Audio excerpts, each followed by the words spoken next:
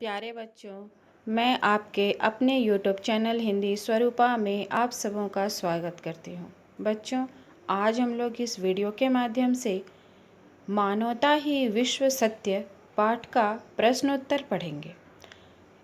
इस पाठ में मानवता की भावना को ही सबसे ऊपर बताया गया है।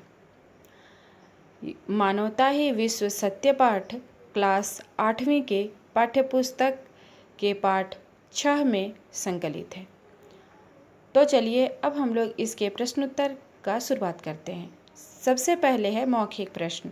मौखिक प्रश्न में नंबर 1, ग्रह उपग्रह में धरती का आंचल फहराने का क्या तात्पर्य है? उत्तर होगा, ग्रह उपग्रह में धरती का आंचल फहराने का तात्पर्य है भिन्न भिन्न ग्रहों और उपग्रहों में जाकर वहाँ की जानकारी प्राप्त करना। प्रश्न संख्या 2, धरती को स्वर्ग कैसे बनाया जा सकता है? पाठ के अनुसार इसका उत्तर होगा, वैज्ञानिक प्रगति का लाभ मानव को प्राप्त करा के और मानवता की भावना का विस्तार करके धरती को स्वर्ग बनाया जा सकता है। प्रश्न संख्या 3, इस कविता का मुख्य संदेश क्या है? इस कविता का मुख्य संदेश है, आपसी भेदभाव को भूलकर मानवता की रक्षा करें। वैज्ञानिक उपकरणों का प्रयोग सुख, शांति और संपन्नता के लिए करें। इसका गलत प्रयोग न करें। यही इस कविता का मुख्य संदेश है। अब आता है बच्चों लिखित प्रश्न। लिखित प्रश्न में सबसे पहला क नंबर, मानव ने किन बंधनों को तोड़ा है तथा कहाँ कहाँ तक अपनी पहुँच बनाई है? उत्तर होगा, मानव ने देश काल के बंधनों को तोड़ा है, अंतरिक्ष तक पहुँच चुका है। यानी कि कहाँ कहाँ तक अपनी पहुँच बनाई है? तो अपनी पहुँच अंतरिक्ष तक बनाई है। मानव के लिए प्रश्न संख्या ख, मानव के लिए कौन से क्षण को महत्वपूर्ण कहा जा रहा है और क्यों? इस कविता में मानव के लिए कौन से क्षण को महत्वपूर्ण कहा गया है? जिस क्षण वह अंतरिक्ष पर अपना कदम रखा। मनुष्य अंतरिक्ष तक कदम रख चुका है।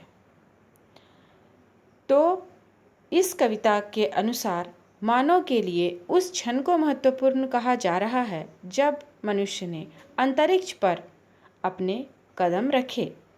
प्रश्न संख्या ग, मानव युगों से क्या स्वप्न देख रहा था, वह किस प्रकार पूरा हुआ?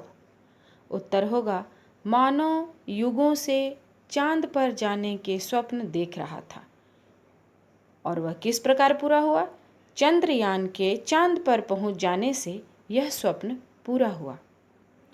प्रश्न संख्या घ, धरती का जीवन मंगलमय कैसे हो जाएगा? इस कविता के अनुसार हमें उत्तर देना है कि धरती का जीवन मंगलमय कैसे होगा। उत्तर होगा, आपसी भेदभाव को भूलकर मानवता की भावना के साथ मिलजुल कर विकास कार्य करने से धरती का जीवन मंगलमय हो जाएगा। अब आता है, कविता की पंक्तियाँ चुनकर लिखिए। कविता की पंक्तियाँ चुनना है, अर्थ दिया हुआ है और किस पंक्ति से इस अर्थ का पता चलता है, यानी कि अर्थ स्पष्ट होता है, उस पंक्ति को कविता से उठाकर इसमें लिख डालना है। पहला है, देश और काल के अविजित बाधा बंधन टूट गए। देश और काल के अविजित बाधा बंधन टूट गए, यह अर्थ किस पंक्ति का है? कविता में जाइए। छिन्न हुए लो देश काल के दुर्जय बाधा बंधन। छिन्न हुए लो देश काल के दुर्जय बाधा बंधन। प्रश्न संख्या 2, यानी कि अर्थ दिया है, सभी जीवन पद्धतियों के भेद मिटकर मिल जाएं, हृदय विशाल हो जाए और सभी देश नई संभावनाओं के वाहक बने। यह अर्थ किस पंक्ति का है? उत्तर में लिखेंगे, देश सभी मिल बने नव दिक् रचना के वाहन। देश सभी मिल बने नव दिक् रचना के वाहन। अब आते हैं नंबर 3, अंतरिक्ष की विजय से अनेक जीवन प्रणालियां इकट्ठे होकर एक हो सकती है। यह अर्थ कौन सी पंक्ति का है? उत्तर में लिखेंगे जीवन पद्धतियों के भेद समन्वित हो विस्तृत मन। क्या होगा? जीवन पद्धतियों के भेद समन्वित हो विस्तृत मन। अब आता है बच्चों गद्यांश पर आधारित प्रश्न। आपको एक गद्यांश दिया गया है, आप अपने पाठ्य पुस्तक में देख सकते हो। मैंने इसमें गद्यांश नहीं लिखा, तो गद्यांश आप अपने पाठ्य पुस्तक में देखो। प्रश्न संख्या 1, कवि सभी देशों को मिलकर क्या बनने के लिए कह रहा है? कवि सभी देशों को मिलकर क्या बनने के लिए कह रहा है? दिशाओं को नया रूप देने के लिए कह रहा है। कवि सभी देशों को मिलकर दिशाओं को नया रूप देने के लिए कह रहा है। प्रश्न संख्या 2, जीवन पद्धतियों के भेद कैसे एक हो सकते हैं? गद्यांश से उत्तर निकालना है। क्या होगा? उदार मन से एक दूसरे के साथ मिलजुल कर काम करने से जीवन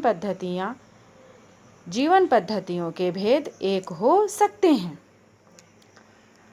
नंबर 3, कवि अनुयुग को किस रूप में देखना चाहता है? गद्यांश के अनुसार उत्तर क्या होगा?